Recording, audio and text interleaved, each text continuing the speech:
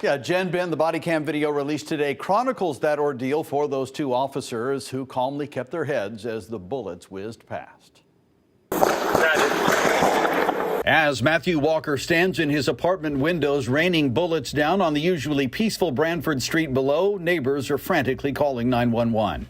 Hi, I'm sitting in the Richmond parking lot, and I feel like I'm hearing gunshots. But police are already on scene and maneuvering into place to deal with the threat. Cardboard window, second story. Cardboard window, second story. Walker has the advantage, moving within his apartment and firing from different windows, peppering surrounding homes, businesses, and cars with bullets. One man, a business owner, is wounded, and another 911 call comes in. Got Shoreline Wine and Spirits, 177 Main Street. The guy's been shot in the butt here.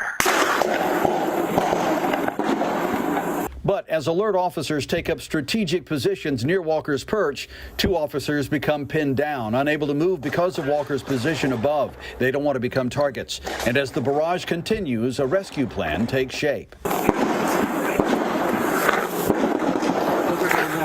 Back in between the two vehicles, visual entry is the safest way to get them. The plan is to move a vehicle in to shield the officers from Walker's gunfire while they scramble into the vehicle to be moved to safety.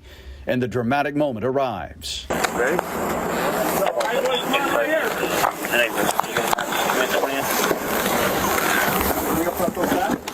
on in over here, let's go!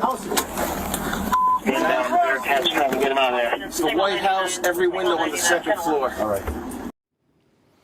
And the officers made it out okay. Of course, the man who was wounded, Ashwin Patel, is the owner of Shoreline Wine and Spirits. And as we've reported, his family says he had emergency surgery to remove the bullet and will make a full recovery. Ben, Jen, back to you.